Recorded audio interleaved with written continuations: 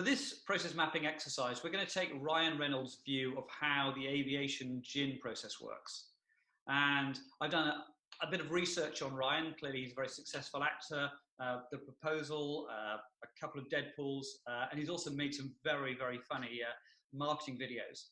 But he's the owner of Aviation Gin and has recently sold that to Diageo and has a long earn-out. So he has a vested interest in the success of Aviation Gin. So obviously, prior to the workshop, I've done a lot of research on that. I've also spent some time thinking about and looking at the Aviation Gin process. And also, it's important to do the research. So let's see how good it is.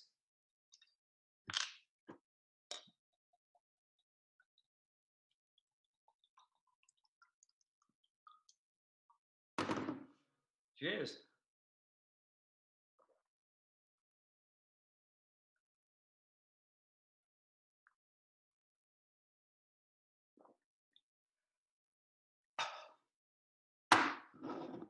Wow, that really is good. Right, let's get mapping.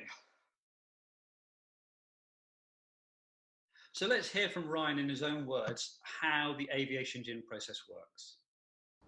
You know, people come up to me all the time and they say, what makes Aviation Gin so delicious? Most of the time I run away because non-celebrities frighten me. But here is the answer. It begins each morning at 4 a.m. The distillers of Aviation American Gin rise to greet the new day with 4 hours of silent meditation. Fantastic. So let me stop you there and let's just define the first bit of the process. So prior to the workshop, I'd already created a process map inside Elements. I popped the Aviation Gin logo in there and I put down here that I thought the output was going to be sales and earn-out and the beginning would be demand. But listening to Ryan, that things start at 4 a.m. and the first step here is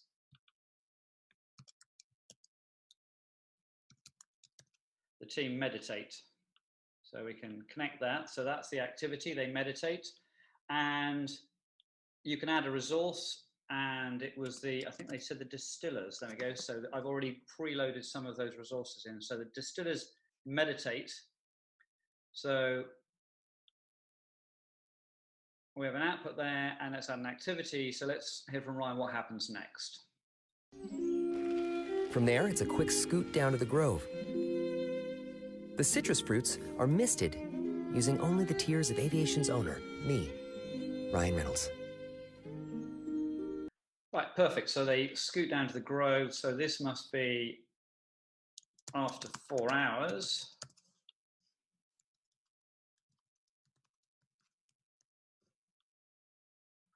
And I can just drag that resource across.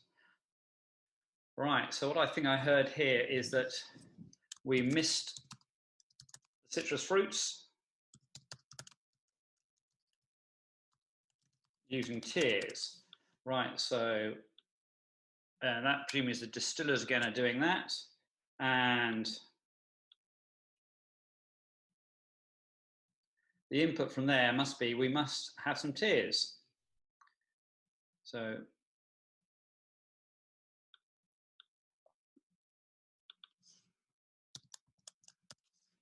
we've got tears coming in, and we're actually at the grove.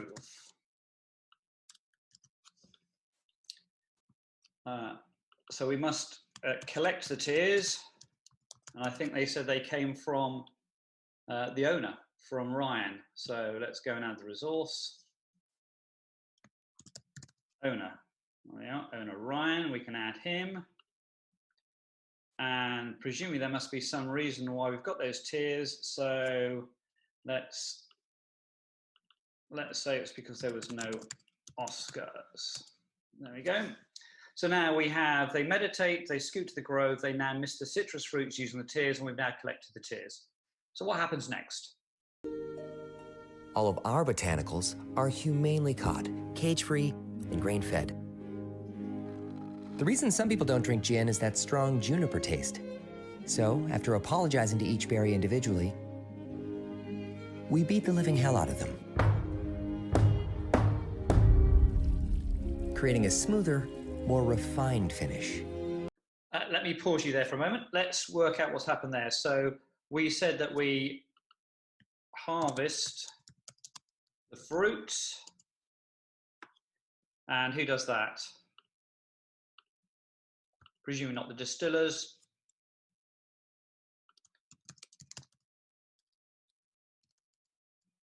So there aren't any pickers. So let's add that as a new resource. It's a human resource. There we are. So, and when's that ready? Presumably when they are ripe.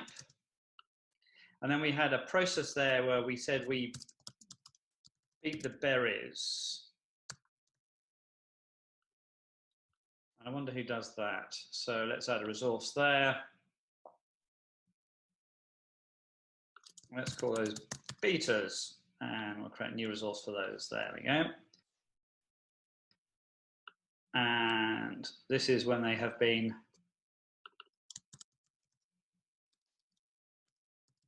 picked. Fantastic. So we've now beaten the berries. So what happens next? To ensure that heavenly taste, every bottle of Aviation is ordained by the Unitarian Church of Fresno, California. Okay, so we've just said we are, you just said that we ordain the bottles, and luckily we've already created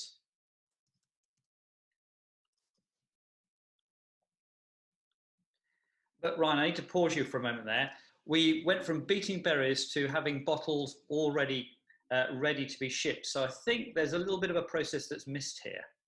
So maybe there's actually a process called actually make the gin. And presumably there's a process here called bottle the gin. So we now have beaten berries. We now have gin. And we now have bottled gin. Now, fortunately, there's another team who knows a bit more about making gin than probably Ryan does, who's already been mapping out the process for how we make gin. So instead of drilling down on this to get more detail, instead I'm going to import the process map that I know that they've already been creating. So instead of saying drill down new, I can say drill down import. And there's the make gin process.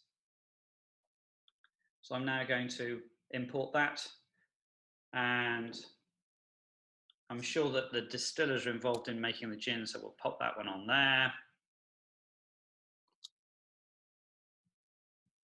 And if we just roll over, we can see that there are some process diagrams already been built there by the distillers for exactly how they make the gin. Now, I could click there and we could drill down and have a look at that in more detail. So we can see here the process starts, finishes with gin, but it starts with citrus fruits, crushed berries, and mountain water rye. So those are, I don't see that at the higher level. I need to go back and make sure that we've got those other items on there. So let's just go back up. So what I heard here is that we also have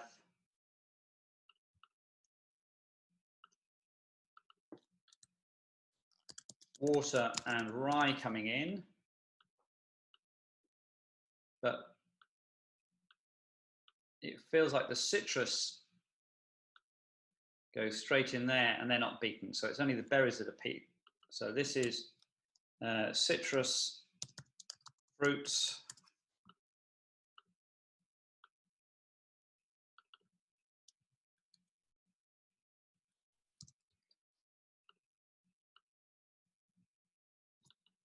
And these are the berries, go that route. So again, the act of understanding a little bit more the lower levels gives us more input to make sure that that top level is correct. And obviously the output was correct, which is right. So we bottle the gin. We now bottle gin. We now have ordained bottles. So back to you, Ryan. What happens next? And then, before it departs home, serenaded with the healing music of Sarah McLachlan. So the next thing that happens is we serenade the bottles.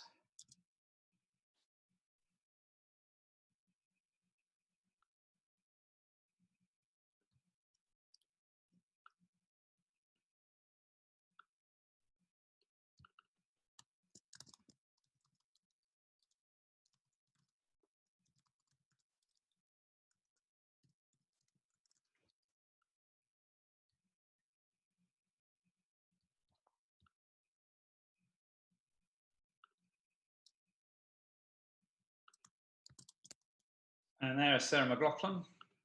So we'll add her. So then what? So back to you, Ryan. Some might call this overkill, but the next time you visit your local mixologist and you murder that silky smooth aviation martini, well, who's the killer now, asshole? Aviation, an American original. Now owned by a Canadian. Can I stop you there? I think we missed a couple of steps out. So presumably we need to now ship the gin so those mixologists can do their magic. And let's add a resource on there. So there's no shippers, so let's put shippers on there as a resource. And that would be ready to ship. So that obviously gives us sales.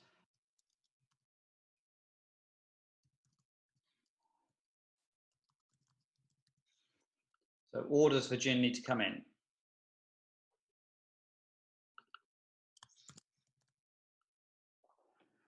So presumably there are orders for the gin coming in from customers.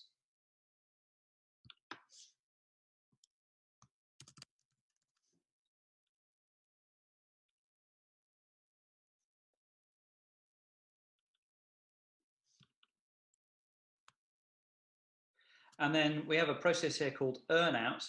I'm assuming that once we have been paid, so we need to be paid for orders, and what we need there is an order coming in and confirmation of receipt.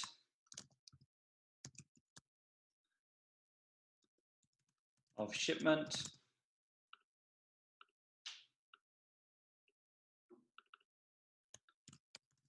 And an order.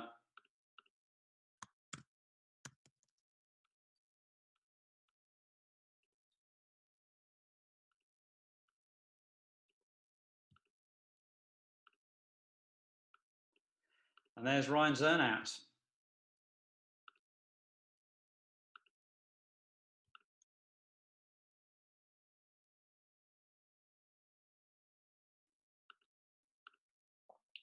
So there is a very quick process. The numbers aren't quite lined up. So if we just right mouse click, we can say, get all the numbers lined up. So it goes 1, 2, 3, 4 correctly. We could even line up each of these diagram boxes so it's nice and neat and tidy.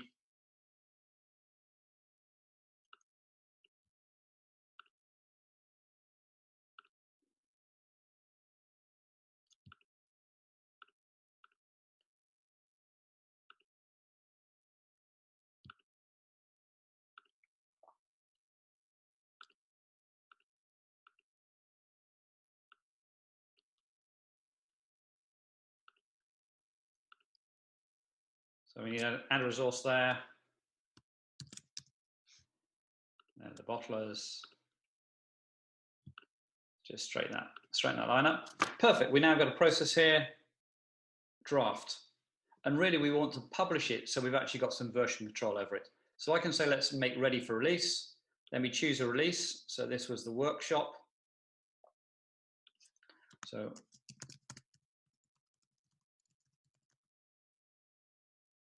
and I want to include not just this diagram, but also those lower levels, because I want to make sure that those are also signed off.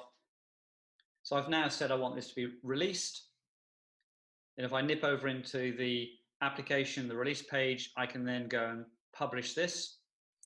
So here are just two diagrams, that top level diagram and the make gin one. So I'll hit publish.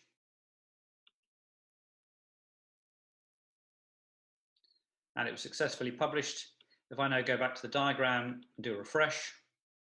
So if we look now and look at the release tab, we can now see that we have a draft and a published version. So now we can start making changes, confident that we've got some version controller we can actually work out what has changed. So the act of mapping the process has given us a far better understanding for all of us, the distillers, the bottlers, the shippers. We've all got a consistent picture to understand how the aviation gin process works. So really valuable in terms of getting everybody on the same page.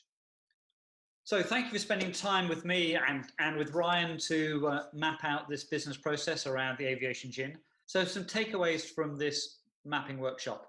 Number one, there are business benefits for mapping. It's not just a precursor to a Salesforce implementation. Secondly, live workshops you can see can be very quick and effective getting everybody on the same page. Don't think that process mapping means weeks and weeks of drawing out complex diagrams that no one will understand. You'll be surprised how quickly you can start to engage end users. And thirdly, I think we've seen the powers in the aggregation of documentation, the ability to link not just a process diagram, but a process diagram to third-party documentation, to requirements, to the Salesforce metadata.